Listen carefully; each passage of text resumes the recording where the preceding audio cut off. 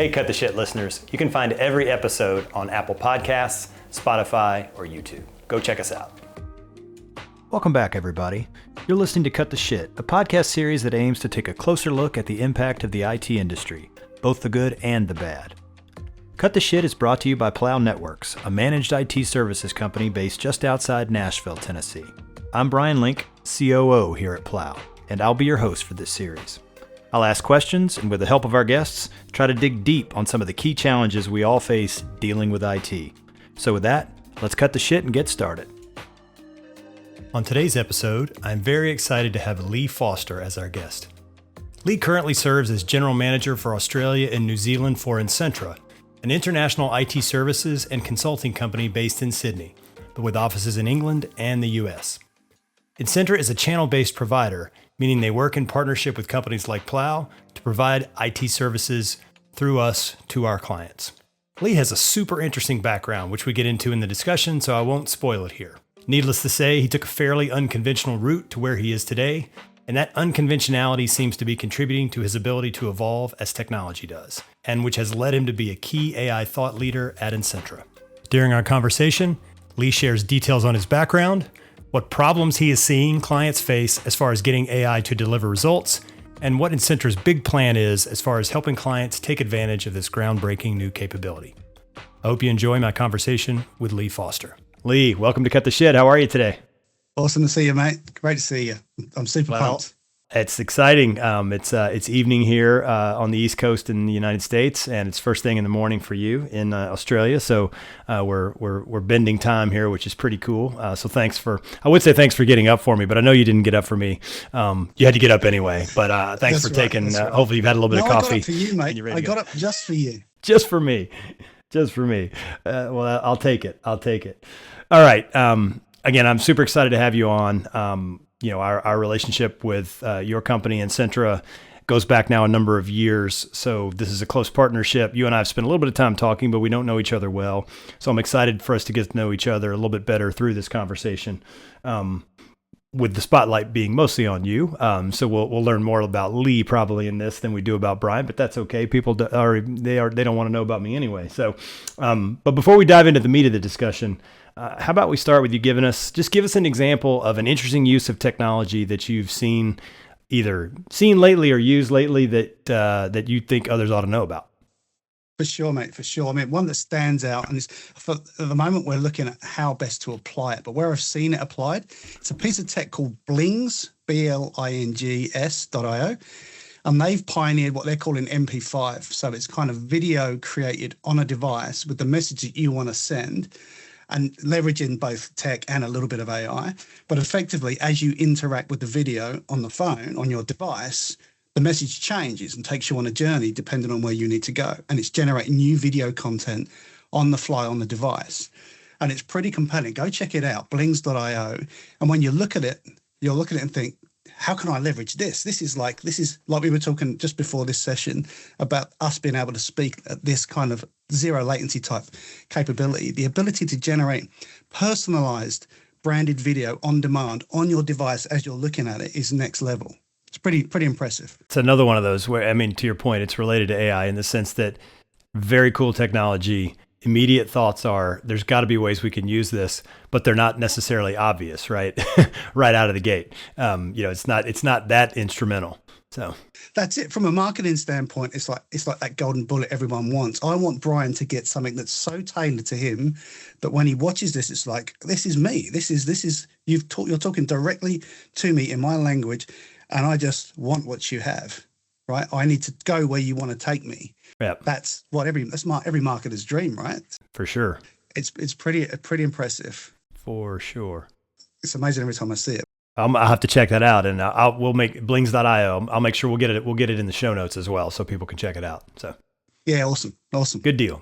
All right, well, let's get to the main event. So, before we kind of get into the discussion around AI, how about you give us a quick thumbnail sketch on your background, sort of how you got from sort of maybe college to now. That's a killer question, that one. So I'm one of those. I call myself a bit of a unique cat in that regard, in that I didn't go through university or college, right? And I didn't get a degree in tech. The super condensed version of me was I was a roofer with my dad for like 8 or 10 years out of school. So I earned some money. Then I had some choice of what I was going to do. And roofing in the UK is not a lot of fun, right? It's raining, it's horrible, it's cold. I was like, I don't want to be doing this till I'm 50. So then I took that money and again, really condensed version. I then went and learned a new skill and I ended up in restoration of old vehicles and old cars. But long story again, ended up at Aston Martin, working for Aston Martin, working on restoration of old cars there, which was really good. Same applied though. I was like, I don't want to be here when I'm 50 painting cars. As much as they're nice and I got to drive all these flash and wonderful cars, I'm like, no, time for change.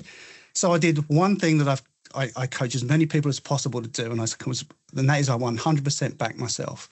I went and invested in some training, learned about technology and got really passionate about it. And then I went for my first job and I said to the guy, look, I want this job.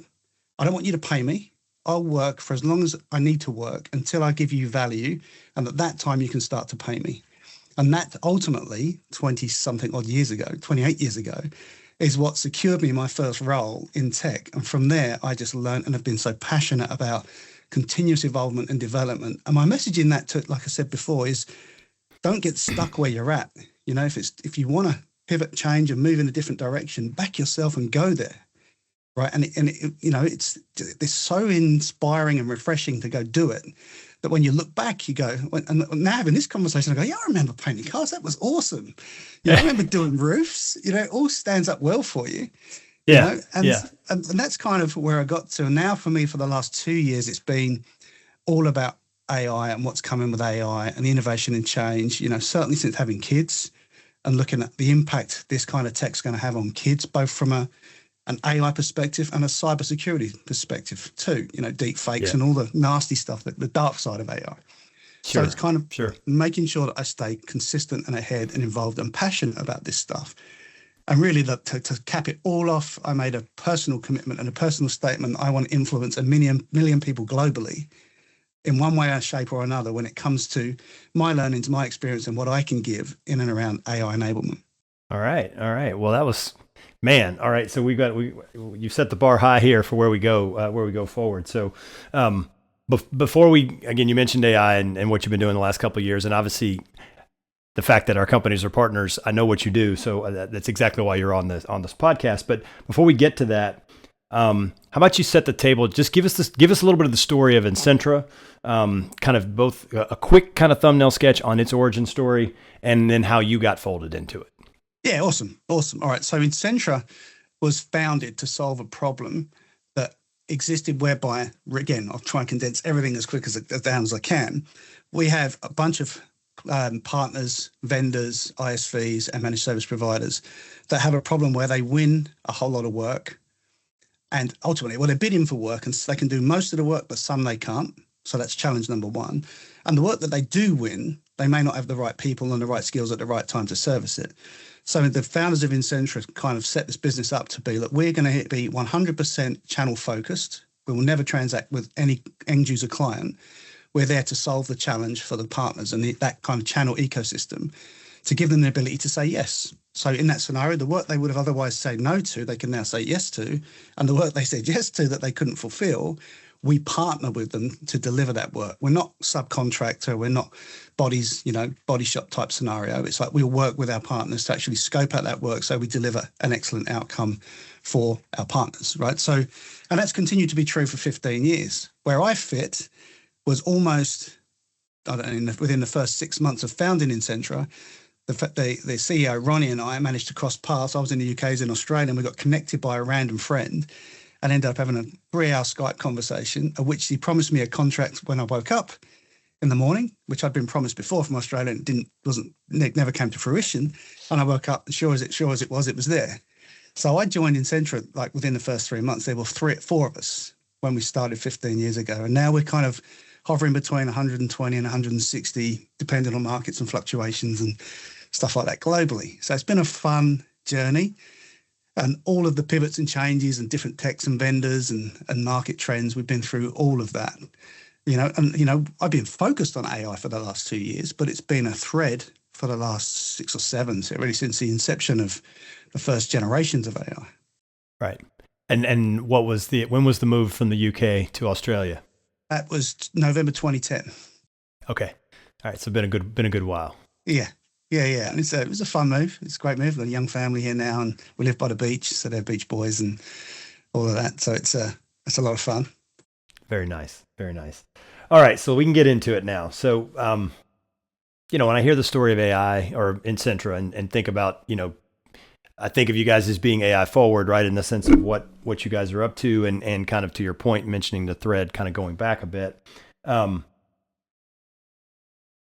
I get that. But when I think about our industry, for the most part, I don't think about it as being particularly, it's not something that jumps out at you right away as to think of, oh, you think IT services, you think AI, right? I mean, other than, we're maybe adjacent to Copilot and, let's face it, AI is about all Microsoft talks about now, right? They don't talk about anything else for good reasons also, because they've spent, a lot of money on OpenAI. So they need to make that investment work. But talk to me a little bit about how did you guys get into it and why? So you maybe even go back a ways to the first gen and then kind of walk us through to today, or maybe to 2 years ago when you really kind of leaned into it. So from sort of first gen to that, maybe that's an interesting kind of time frame to talk about. So from the very first iterations, we were sort of looking at the things that were available in the platforms that we were in. So some of the vendors started to bring in sort of AI capabilities in the form of bots and chatbots and things like that, right? To bring some life and some new kind of energy into what they delivered as vendors and ISVs. As vendors were bringing out the tech and the tools that we were using, they started to introduce the bots that I was talking about and things like that. We started to lean into that, saying, how can we take advantage of this, leverage this, bring this into what we do in our services? And then things like Power BI started to light up. And how can we bring some sense and some awareness and some human narrative to what people are doing in BI and data? So we went down that path. And then really, that's when OpenAI started to kick in, the earlier days of OpenAI. So then we started to sort of get involved in what they're doing, understand. And it was kind of a watching brief, like, what's this going to do? Is it going to go anywhere? Is it really going to take off? And then 3 markets, because we have presence in US, UK, and Australia. And the 3 markets have different levels of maturity. So it's kind of like, it's the race. Who's going where? Who's doing what with what? Where do we need to be? And, personally, I think the US is exciting, right, as to what's going on there. Australia's always been, ANZ as a market, has always been seen when it came to cloud, which is kind of what I was getting at, with the earlier stages of AI. Australia was ANZ were kind of market leaders, they were like bleeding edge, cutting edge, really brave, if you like, just took the leap. Right. Whereas the rest of the world tended to be a little bit slower, a little bit more reserved. But when it comes to AI, that's kind of pivoted a little bit, right? We're certainly seeing, I'm working with mates here that are going off touring around US to different shows in the US to pick up what's going on there currently in the markets and the acceleration and the willingness to adopt. So we're kind of in a different paradigm here, right? So now we're at the point where all of the tools that are available, the OpenAIs, the Claude Anthropics, Geminis, and Copilot and everything else, we kind of, I think you and I spoke before about the inertia problem that we're seeing. Yes. Right? And that's kind of where we're kind of seeing the gap. There's all of this promise, like you said, Microsoft are hounding and really pushing everybody to go that route. And we got into the Microsoft AI area pretty quick when they launched the Jumpstart program for Copilot. We were the first in Australia to get on that program, which just gave us early access to tools, early access to bits and pieces, but it allowed us to qualify clients for funding to try and accelerate it, to get the use of Copilot. But this is where we've landed. We've landed at this point of like inertia, where there's so much information and so much promise that we know we need to do something. We know there's potential, like we were talking about with Blings, right? We know there's things to do and there's problems to solve, but we just can't build a bridge there. We just don't have the skills, the capability, the understanding, the knowledge. You start talking to us about all the different models and approaches. They're like, well, which one? Right. Yeah, it's a bit of the paradox of choice. There's too many options, it feels like, right? And then again, it's a general purpose technology, right? I mean, it means it's very functional, can do a lot of things, but it's also not purpose built for one thing, right? And so therein lies the rub, I guess. So that's it, right? That's the inertia problem that we're seeing is that's where you like you and I have spoken about when we spoke out to a bunch of your friends and clients is our role, my role, my stated mission is to help people find a way to punch through that and push through that, give them the foundational understanding. And here's what I think why I think that approach works significantly better than other approaches. If I came to you and said, hey, I'll give you free access to Perplexity for 6 months, you go, great, wonderful. And OpenAI did the same, and Microsoft did the same. Now you've got free access to everything. You still don't know what to do or how to do it.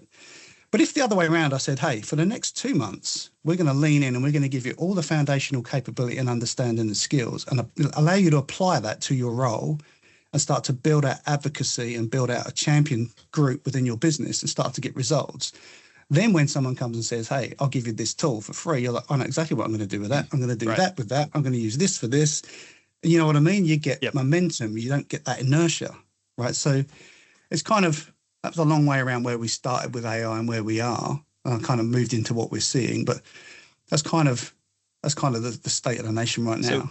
So you mentioned it, but that it's, you sort of tipped your hand on the genesis of your training program. But talk a little bit about what you guys are up to as far as, and I'm calling it a training program. I mean, that's what I mean that in the best sense of the word, right? You're really trying to enable people to use AI as a functional part of their role, right? Really, and not even really within the context of their business.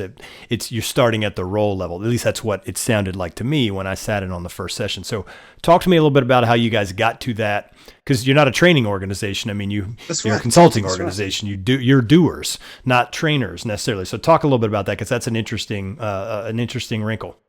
Yeah, for sure. Right. So the light switch, if you like, or the pivotal point was when we realized that this is no longer a novelty. It's not a toy. It's not a plaything that you do for fun on the side, or you say, oh, I'm not allowed to use ChatGPT for that, or you can't feel comfortable to disclose it. So it moved from a novelty to kind of a business critical kind of tech. It's like, you know, for me, I've been using this extensively. It's embedded entirely in my flow of work. And if you, Bryan, said to me tomorrow, Lee, no more, we can't use any of this anymore, I'd probably be quite crippled in my day-to-day work, because I can't, it's so unnatural that I just go and, you know, someone says I need a video of X, Y, and Z with an avatar, it's just done. I know all the pieces and it just happens, and it's quick. It's not something I've got to think about. Remember before, you procrastinate a video, oh man, I don't have a camera, I don't have any editing software, I don't know how to use a camera. All of these things are like all the reasons why you can't do it. Now it's just so quick to do it. So we started to see this, and together with that inertia, we moved from that co-pilot jumpstart type program of running readiness assessments, was what we used to do, which is all around the data, which people need to be acutely aware of. Right. But they haven't yet built, I call it stacking the positives, right? They haven't stacked enough positive outcomes and, you know, at an executive level or on an ownership level to say, here's what we're going to do. These are the absolute immediate benefits for it. And this is what it means in costs, in terms of saving in costs, time, FTE, and being able to cross invest that money elsewhere to drive further results. Like we'll get to it later with agents and the likes, right? So we noticed that, and we were like, look, we've got to move from this position where people are saying, get ready for what? I don't yet know how to use what the benefits are. So why would I spend all this money to get ready? Readiness for what? Like you said, I'm okay, great. My data's ready. Big deal. Exactly right. Yeah, exactly. So that presents a very similar paradigm, right? People know they need to get their data secure, and they know that, but there's not a compelling enough event. It's that scenario of, I haven't been breached, I won't be breached. I know it's not a case of if, it's when, but we feel pretty good. We've got these things. There's not an audit. There's not really anything truly compelling to make them do something. But when you stack these positives in a fashion that they say, we have to do this, it's a no-brainer. Right. But the barrier becomes the quality and the security of data. Then all of a sudden you have a very powerful, compelling event. And it's not tech pushing it up. It's board founders and executives the other way around. Saying the guys with the power, guys and gals with the power saying, this is what we're going to do. We got to go do this. Yeah. 100%. Go get the data sorted. I want it sorted by the end of the month. And then the whole thing changes. So for that to happen, for them to stack the positives, that was the pivot for us, move from novelty to criticality. And it was, we need to enable people in a fashion that they're not used to being enabled. Not go on, like you said, not go on a training course and teach them module after module after module around tech. What is GPT? What is a large language model? What is a prompt? Elements of that. But really, Bryan, in your role, tell me about your role. Let's group people like you in your role. And let's very quickly give you the tools and the knowledge for you to get results this afternoon. Right. Right. What can you do? How can you go ahead and start getting? And basically, it's it truly is a learn by doing in this sense, right? Where you're enabling them with some knowledge, but then also here's a couple of examples. Now go build off that, right? And looking for light bulbs to come on. Totally. Yeah. Like, and an example of that, Brian, may well be, I ran a session last week. You've been in one, but I ran a session with a client that had their range of their executives on, but they had their CRO, their chief revenue officer on. And he was seeing all these different scenarios that we were running. And he was in all of these things, just waiting for the penny to drop for them, that one or two scenarios. And I did some research, immediate research for him in his industry to narrow down an outcome that he was looking to solve. And this was done in like less than 40 seconds. And he, stood up and he just said, wait, stop, go back, do that again.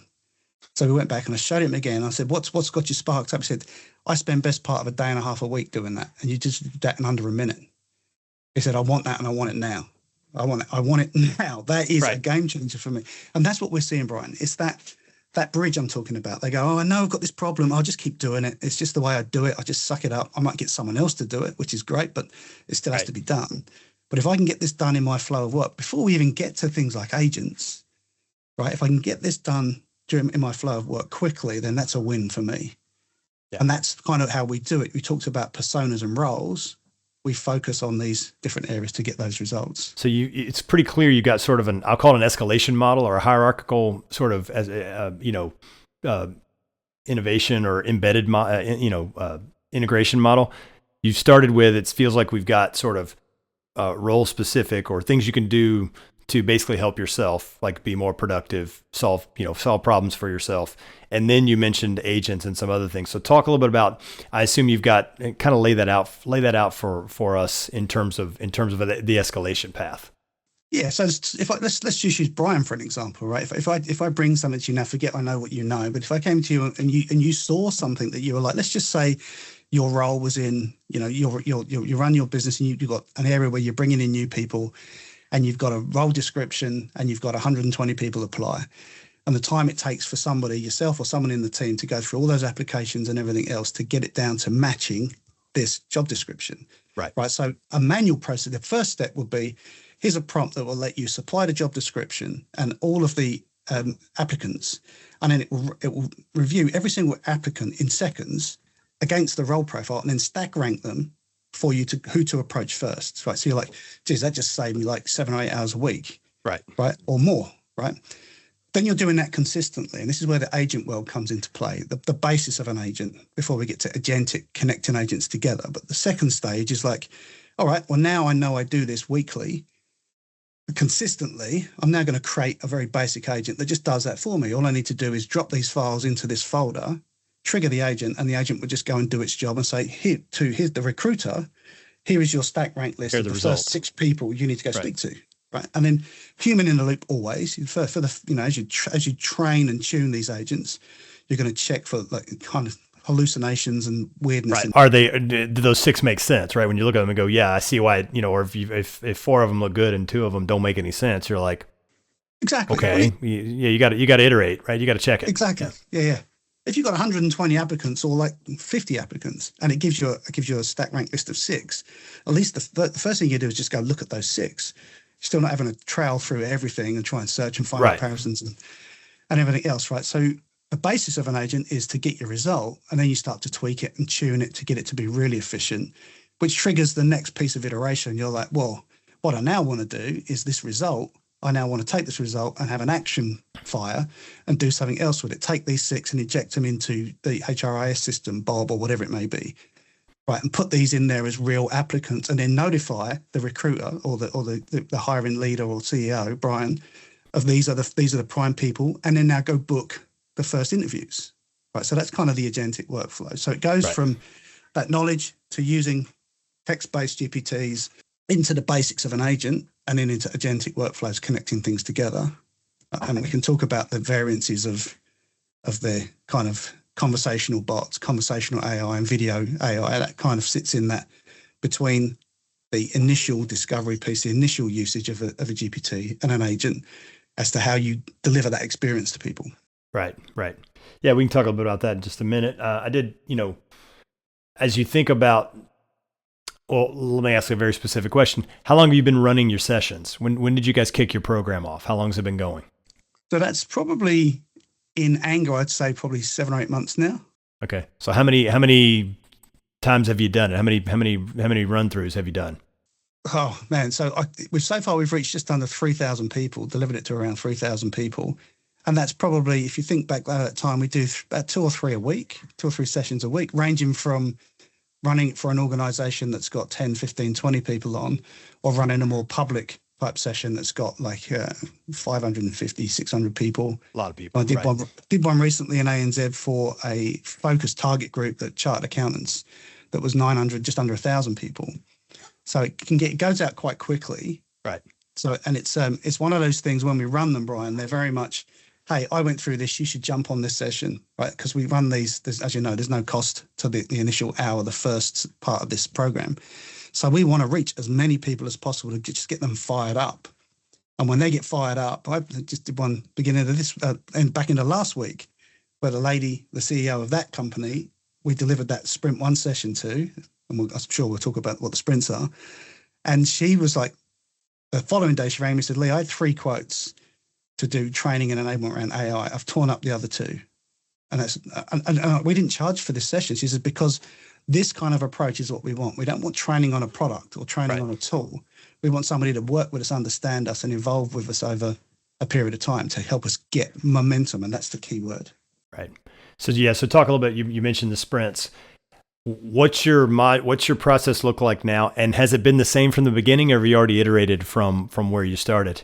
No, man, it's iterating. So Itik, our CEO, CTO and CMO, we meet daily for an hour every day. And most people might say, well, that's not a bit overkill, but that's called mastermind, that session. And it's solely to look at what we've learned the day before from the sessions that we ran, the feedback we've got, the orders that we've got, whatever it may be, and what needs to change. And that covers things like evolving the avatars, using the latest versions of tech, updating all the content, making sure the market and the landing pages and everything is representing everything that's coming and new. Right. So we meet every day. So what it looks like today is very different from content perspective. Approach is still the same. We run a session, goes for about an hour to 60 to 75 minutes, and we really make that as interactive as possible. It's not a broadcast. It's not a webinar. 99% of the time, it's not a webinar. Sometimes people are like, we want a webinar where you just push this information. We do that. That's fine. But the key, my belief and our belief is the key is that interaction and that engagement. We get as many people leaning in and getting involved in the chat and sharing their experiences and really making it so they walk away from that session pumped and fired and go, man, what I just learned in just under an hour or just over an hour is game changing for me. I'm now talking with my peers in my group saying, we have to do this, and this, which is their next natural question is, we want more. What's next? And that's sprint 2. Next. Right. That's sprint 2. Yeah. Right. So then sprint 2 takes that and then breaks it out over 4 weeks. So that's not 4 weeks of 8 hours a day, 4 weeks training. You know, we started with, to your point on innovating or evolving, we started with the idea of 2 full days of like enablement, but it's too much. There's too much, as you know, there's just way too much information, and that bridge that needs to be built, you can't build a bridge in 2 days. Right.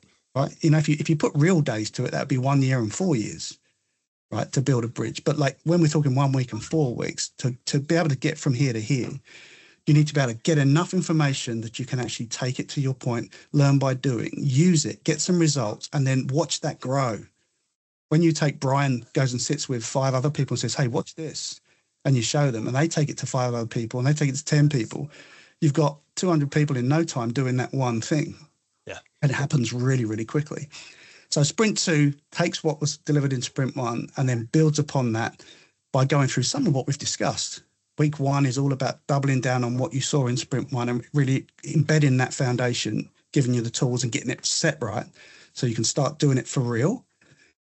Week 2, then we start to introduce agents. So we move to that next step and we start to introduce basic agents and get you creating your own agents based on your role and your department. So you've got something that's consistent that you can publish internally that other people in your team can use. So it's all about action-based and outcome-based. It's not just show and tell. They get to do it and experience it. Week 3, we start to then get into like we led to earlier, the agentic side of things, connecting things together where possible. And that's usually where that whole data conversation comes back up to play, right? That's when usually people are like, well, we really want to do this, Lee. This is a use case for us. And once we start to look into that, we say, your data is not in a robust enough state or secure enough state for you to do that ethically and the right way and securely. So we need to look at that, which ironically, we've got IA and AI. It then becomes an information architecture conversation about helping them get their data right, which then goes back to the very beginning concept when we're at Jumpstart, which is the readiness piece. Now they go, now I understand why I need to be ready. See what I mean? Now we've joined the dots. They're like, now I know what that was all about. So let's get that done, because we can't afford not to do this thing that we've said is going to be super useful. And from that point of now we understand why we need to be ready, they go get it done. They can start to get the results. Yeah, because they have a reason to do it now, right? I mean, the argument before was that it wasn't a good argument because they didn't know why. They didn't have a good reason to do it. That's right. Well, look, here's another great example. And this is, I could talk these examples, we don't have the time all day. I did a session with, again, another New Zealand group, right? And these were a local government council. And I went through, this was the 1 hour session. And no, sorry, this was the 4-week session. And we were in week 3. And one of the guys says, I've got an interesting one for you. He says, we have to sit and watch videos of councillors in sitting, and they're in sitting for a full day. We have to watch the video, analyse, and then create the next steps and the actions and everything else. I said, what, so you physically sit and watch 8 hours of video? He said, yep. I said, right, okay. Is it recorded? He said, well, of course, because I watch it. Is it transcribed? Yeah, it's transcription, it's recorded. I said, where's it published? Ironically, for a local government council, it's published on a private YouTube channel. Right. So there it's got transcription and closed captions and everything. Right. I said, all right, let's get the link. We got the link. We got the transcription. I put the transcription in. I said, summarize this meeting and give me the 4 key actions related to this particular event. Done in seconds. Gave me it. And he was like, stop, do it again. Did it again. And he said, Lee, he said, that I physically have to watch it. There's no way for me. He didn't understand how to use a transcript. Relatively green.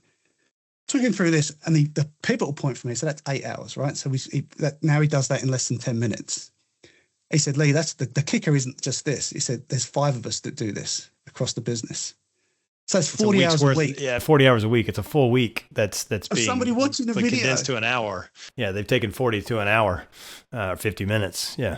It's huge. And he even sent me a message afterwards saying, Lee, I cannot thank you enough for that session, right? That alone is game changing for us. So it's those bits, you know what I mean? Those little elements and bits that really stand up. Yeah. Yeah. Obviously we could talk for hours about this stuff. I do want to kind of, in being mindful of time, kind of shift us just a little bit. We have a sense now of sort of how your program is evolving and what you're up to based on what you're, the conversations you're having and what you're seeing.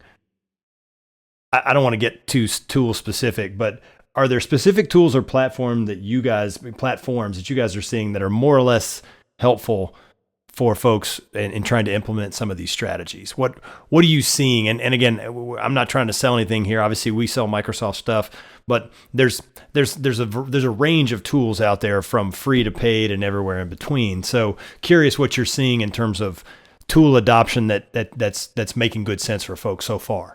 This could change too, as we know. That's right. That's right. Look, bottom line is the 2 most common and prevalent ones are clearly OpenAI, ChatGPT across all of their models, and Copilot to a degree, right?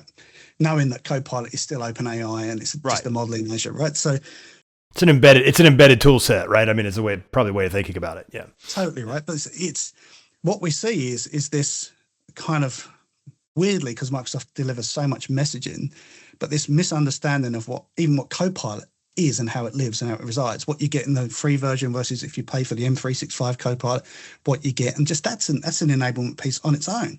I've tried Copilot and it's rubbish. It can't do this, that, and the other. Well, you're just using the Edge free version, right? Or Copilot Pro. Right? So you got to draw that line. Then it's kind of bringing in the OpenAI piece, and then the ethics and the security considerations that need to be taken into account when using ChatGPT unlicensed. Once you create a team account and you license it, there's slightly different rules. So that's kind of the mainstream. But then we get a bunch of clients that are Google houses, right? They're primarily Google. Yep. So Gemini is phenomenal, right? It's a phenomenal model, right? The deep research in Gemini is next level. But again, it's not Gemini. It's not one hammer. And I say hammer because the analogy I often use, it's an old one, But you drive your car into a mechanic's workshop, and there's tools everywhere, and the place is a mess, and the guy looks like he doesn't know what he's doing, and he's just hitting everything with all sorts. You look, you're, oh man, I don't feel comfortable, right? You reverse your car out of there, you go 2 doors down, and you drive into another place. It's got a polished red floor. You know, you drive in, he's got a nice snap-on toolbox and all his tools there, and he's a really clean-looking dude. Not saying he's any better than the other guy, but he knows that snap-on toolbox. The minute you see that, you see investment. I've invested in these tools. Yes. Because I know that when Bryan brings his car in, he's got this particular problem, and I need this tool, and only this tool will do that job. And I use it once a quarter, but it's the right job. Same in this kind of AI tools. It's my run-of-the-mill is Copilot. It gives me what I need, or it's Gemini, or it's Perplexity, whatever. Perplexity is huge in finance. It seems to be the model everyone gravitates to. So if that's the core of what you do and you can do it securely, but when this thing comes along, you're not trying to make this thing do it for you. You know, I can say, well, I'll use this to do that. When I talked earlier about audio and video, you know, yes, I can do video. I can do images in ChatGPT and in Image Creator in Copilot. But I'll go to Midjourney to get really good imagery.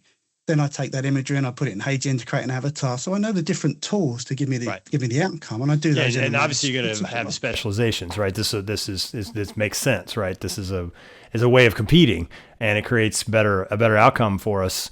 But it does create, to your point, a diversity or sort of a, maybe a best of breed sort of conception that people have to get their head around a bit. Yeah. But it's like you say, mate, to summarize it, it's primarily what we're seeing is OpenAI, ChatGPT, and Copilot with bits and pieces of Gemini and Perplexity and Claude. Yeah. So specific to Copilot, since so many folks have access to it, whether they're using it or not, it's a different story, but most of them got access to it, whether they want it or not too, because as you said, the free stuff's embedded there regardless. Are there some specific, what I'll call them sort of, baby steps or initial use cases that you think people should consider to at least think about, maybe go do some research on and consider within the concept of Copilot? Or do they need to have a minimum level of licensing before they even think about it? Because otherwise they're going to get, it'll be the example like you gave of the person who said, it's rubbish because it doesn't do what I need it to do when they're using, the free version on Edge. So. Yeah, look, I think the key place to start is to actually have Copilot in Edge. So use Edge as your browser. I think what people tend to do, they're standardized on Chrome or say some even maybe on Safari, I don't know. But it's standardized on a browser, and then of course you don't get Copilot there. So get Edge for a number of reasons. Once you have Edge, you've got enterprise search, it's connected to your tenant. It brings a whole lot of other benefits, probably for another conversation. But now you're in your business world, and you can see all of your stuff via Edge. But if you're not licensed for Copilot, it'll appear there. You can use it just like you would use ChatGPT. And I would say do both. When you use prompting in Copilot in Edge and the result you get, use the same prompt in ChatGPT and look at the nuances, right? And see which gives you the best result. Sometimes I'll feed something from Copilot and put it in GPT or GPT into Copilot and have it validate things, right? But if you do that in Edge, that's a starting point. And then on the basic version, you can get access to, you'll just have it used because you get a level of Copilot included in your Office subscription. Yep. So then use it in Word, Excel, PowerPoint in its most basic form. And once you start to get the results that, are kind of starting to be useful to you, that's when the misconception is, well, now it can't do this. When you move to the M365 kind of paid add-on piece, that Copilot follows you through all of these different apps. So you start in Word, and when you move to Outlook, it knows what you did in Word. It says, would you like me to craft that email for you? See what I mean? So it stitches all the apps together, and your Copilot follows you through your flow. And that's the bit people miss. They're like, I didn't realize that. And that, in most cases, is the tipping point where they go, well, we have to get a license because we're doing part of the story. We're getting part of the result from this free version. And that's when they kind of tip off out into, and that's where risk presents itself. They take something from Word that they've now added some proprietary information into. They grab that snippet and they drop that in GPT, and they're like, oh, shouldn't have done that. So it's kind of that. I would, as basic form, start with Edge, Copilot in Edge, and get familiar with prompts and use Copilot's prompt library, which is it looks like a little magic diamond icon at the bottom of the screen for those that are looking for it. And it'll pop up and give you a bunch of tiles that you can pick from to get you started. Yeah, so I think prompting is a good one, and I like that because I do think everyone knows that they're spending a lot of time inside the Microsoft suite. And if they could figure out a way to spend less time and still do what they need to do, that'd be a win, right? That's just a use case I think that's probably out there for everybody. So totally, mate. I kind of want to bring it to a close because I know you've got a time deadline, as do I, but this stuff is moving so fast, right? You think about how much has changed in the past 6 months, 12 months, 18 months. That doesn't mean it will continue to change at the same rate next 6, 12, 18, 24, but we know it's going to continue to change rapidly. We're in the early days, right? So when you think about the next 12 to 24 months, what would you advise, if a group of senior leaders at companies came and said, Lee, we know this stuff's changing. We want to do something, but we're afraid whatever we do is just going to be, passe or not be worth doing in 12 to 24 months. What do we need to do to try to future-proof ourselves? What would you tell them? I would tell them 100%. It's going to sound corny, but start sprinting, right? Don't stand still. I mean, you might hear lots of people say AI is not a sprint, it's a marathon, right? But nobody can just get up out of bed tomorrow that's never run a marathon and run a marathon. You've got to start with sprint training and exercise and get to the point where you've got the muscle. So the sprint series is designed to just keep your momentum going, keep you informed, keep you up to date with this new stuff, what's coming, and help you stay connected and stay ready for innovation and change. Don't wait for change to happen and then say, oh, we need to do something here, right? It's too late. By the time you mobilize and get the momentum to do something, it's all changed again. So I would honestly say, get momentum now. Don't wait and be worried about the future.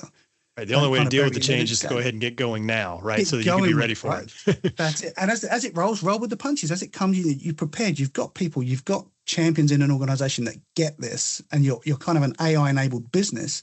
That when these things come, work the problem as it presents itself, right? With what you know, and then build upon it and solve it, not rumble up to it when it hits you and go, we've got no idea what to do here, right? Right. Don't worry, it'll be fine. And then it stacks the negatives, right? You want to instead of the positives. Have enough positive stacking that as this stuff hits, you can roll with it. So that would be how I would address it.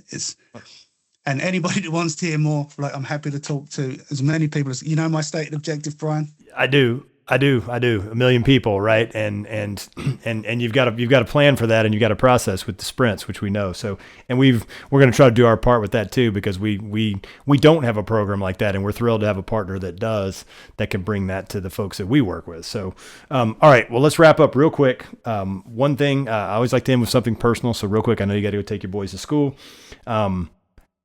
Give us something that you've read or watched lately that you think others ought to check out. And that could be, it doesn't have to be business. It could be anything. Yeah. Well, it's a book from me. It's a book from a Canadian guy called Dan Martell. And it's a book called Buy Back Your Time. And it's somewhat related to everything we've just discussed, using all of this to buy back your time. But more importantly, it teaches you how to build a program so that you can get the time back. As you said, I've got 2 young kids. For me, we can all work. We can work as many hours a day as we want. We can do as much as we want to be away from family. But really what we want to do is reverse that paradigm and be able to do as little as possible to be able to spend as much time doing what you want to do, personal development, growth, time with your kids and family and everything else. So it's check that out. Buy Back Your Time, Dan Martell. It's a fun read. He's really good. And last little tidbit is he used 11 Labs voice cloning of him to create his audio book, which meant he could record his audiobook in days rather than weeks and months and not have to go into a studio. And at the end of every episode, he just added 2 to 3 minutes of him live recording. And you'll see he calls it out at the beginning. You can tell there's a difference, but look at that efficiency, creating an audiobook in days, not weeks or months. Which is not, to your point, it's like recording a very long album, right? It's difficult work, the way it's been done traditionally, for sure. Totally. All right. Well, Lee, we'll let you get your day going, get your boys to school, and then and get busy with Insentra. Thanks for the work you guys have done for us, and thanks for being on this podcast. We really appreciate it. Pleasure, Bryan. Lovely to see you, mate. We hope you enjoyed this episode. If you are enjoying the podcast, we'd appreciate it if you would become a subscriber wherever you get your podcasts. And if you could rate and review the show on Apple Podcasts and Spotify, that would really help us out. Or you can just go old school and tell your friends, your family, your colleagues, and hell, anybody else who you think might want to hear something like this to listen in. If you're on social media, make sure to follow us on TikTok @CutTheShitPod, all one word, where we post lots of clips from the podcast. And last but not least, you can also watch the YouTube version of the show on our YouTube channel, @Plow Networks. Until next time, take care and have a great day.